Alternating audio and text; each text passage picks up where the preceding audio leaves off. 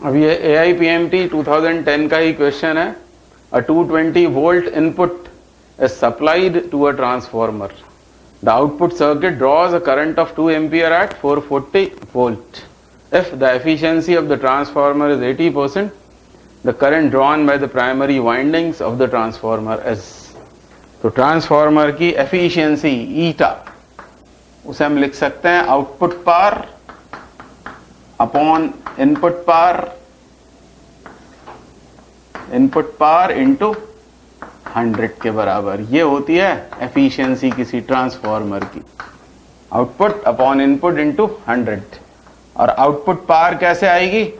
तो सेकेंडरी में हमको क्या वोल्टेज मिला इनटू सेकेंडरी में करंट VSIS और VPIP, यानी प्राइमरी का वोल्टेज प्राइमरी का current, P is equal to VI के फॉर्मूले से। ये आगे बढ़ा दिया मैंने फॉर्मूले को। अब हमको इस सवाल में क्या बोला हुआ है? इनपुट में ये वाइंडिंग प्राइमरी, और इनपुट में क्या बोला हुआ है हमसे? 220 वोल्ट है वोल्टेज, और मान लो करंट है I जो हमको फाइंड करना है। और सेकेंडरी के अक्रॉस हमको वोल्टेज जो मिल रहा है वो कितना है? 440 वोल्ट, और करंट कितना है? 2 एम्पियर, और 80% है एफिशिएंसी। बस यहाँ वैल्यूज पुट करनी है, यहाँ डाल देंगे हम 80 इज इक्वल टू VSIS, मतलब ये दोनों 440 into 2 upon VPIP 220 into IP into 100। इसको सॉल्व कर देना है बस। ये एक जीरो कैंसिल, ये एक जीरो से ये एक जीरो भी cancel. IP is equal to, इसके पहले इसे भी सॉल्व कर दें, ये हो गया 20 और ये 40 हो गया अपॉन 8, यानी 20/4 यानी 5 एम्पियर। ये प्राइमरी का करंट हो जाएगा, and so the answer is D. अब ये AIPMT 2009 का क्वेश्चन थ्योरेटिकल है। Power dissipated in LCR series circuit connected to an AC source of EMF E। सीधे सीधे फॉर्मूला पूछा हुआ है। हम जानते हैं पावर, एवरेज पावर वो क्या होती है? ERMS into IRMS into power factor, मतलब R/Z। अब यहां पर दिख रहा है हमको कि करंट की कोई बात नहीं हुई है किसी में भी, यानी करंट को हमने इन टर्म्स ऑफ EMF लिख दिया है। कितना लिखेंगे उसे? ERMS/Z। इसको लिखेंगे ERMS/Z, यानी ये हो जाएगा E² RMS। ये R तो आएगा ही आएगा अपॉन Z, ये इसको Z² बना देगा, और Z² होने की वजह से ये हमको ऐसा दिखलाई पड़ने लगेगा E² R।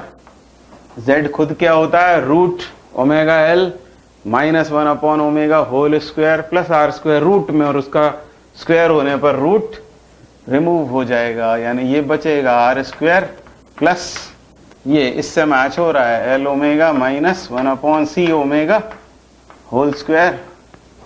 यही पावर, एवरेज पावर, यानी आंसर A करेक्ट हो गया। अब ये AIPMT 8 का क्वेश्चन है। In an AC circuit, the EMF V and current I at any instant are given respectively by V और I। ये दिए हुए हैं हमें, ये इंस्टेंटेनियस वोल्टेज और करंट की इक्वेशंस हैं। हमसे पूछा है the average power in the circuit over 1 cycle of AC is. तो सीधे सीधे स्टैंडर्ड फॉर्मूला पूछा हुआ है, आंसर इसका ये होगा V0 I0/2 into cos phi। क्योंकि हमको क्या मालूम है एवरेज पावर क्या होती है? तो एवरेज पावर होती है, जैसा हमने पहले भी देखा, VRMS IRMS into cos phi, और cos phi मतलब R/Z, या cos phi ही उसे रहने देते हैं। आंसर्स में cos phi sin phi वगैरह की बात हुई है। अब ये क्या है? RMS, और RMS वैल्यू को हम लिख सकते हैं peak upon √2, peak voltage upon √2, और इसे हम लिख सकते हैं peak current upon √2 into cos phi। तो ये बन गया V0 I0/2 into cos phi के बराबर। This is the average power, and so answer C must be correct. अभी AIPMT 2007 की प्रॉब्लम है।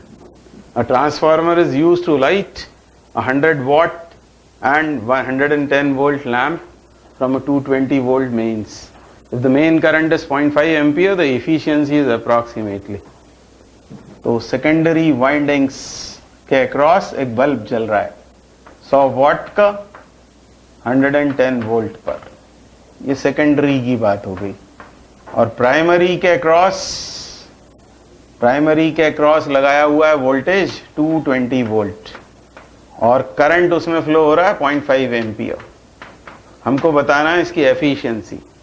तो एफिशिएंसी क्या होगी? Output power.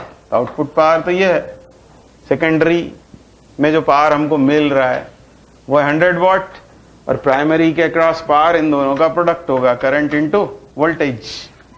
तो 100 वाट अपॉन इनका प्रोडक्ट इनटू 100 करेंगे तो हमको एफिशिएंसी मिल जाएगी. तो ईटा इक्वल्स टू आउटपुट पावर मतलब 100 अपॉन 0.5 यानी हाफ इनटू ये वोल्टेज 220 वोल्ट इनटू 100%, ये आंसर आ जाएगा. ये हो गया 100, नीचे आ जाएगा 110 इंटू 100. बस अब इसे सॉल्व कर देना है. 1000/11. तो अंदाज से भी हम बता सकते हैं आंसर 90% के आसपास है 1000/11 देखकर. तो आंसर सी इज करेक्ट. फिर से AIPMT 2007 की प्रॉब्लम.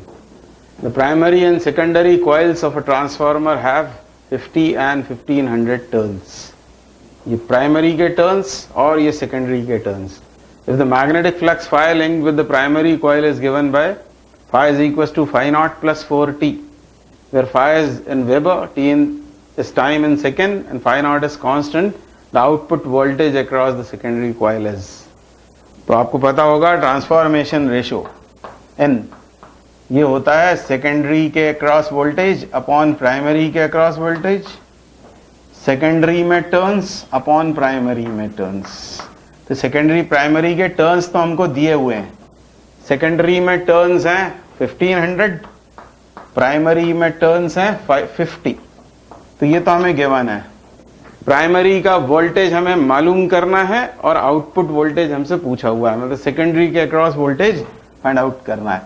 अब ये वीपी फाइंड करने के लिए यहां ध्यान दें, यह है फ्लक्स जो टाइम के साथ चेंज हो रहा है. इसको बस डिफरेंशिएट कर देना है हमको, तो हमको ईएमएफ मिल जाएगा अक्रॉस प्राइमरी, यानी ईपी का मैग्नीट्यूड. माइनस साइन छोड़ देंगे, फेराडे लॉ लगा रहे हैं.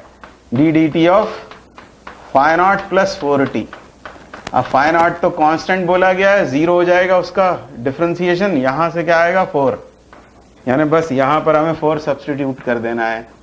ये कितनी बार 30 टाइम्स से कैंसिल हो रहा है, क्रॉस मल्टीप्लाई करें तो VS इज 120 volt. This is the answer 120 volt. So B is correct. तो AIPMT 2007 का ही क्वेश्चन है. What is the value of inductance L for which the current is maximum in a series LCR circuit with C equals to 10 microfarad and omega 1000 per second. हमसे कह रहे हैं कि series LCR circuit में current के maximum होने के लिए इंडक्टेंस की क्या वैल्यू होनी चाहिए.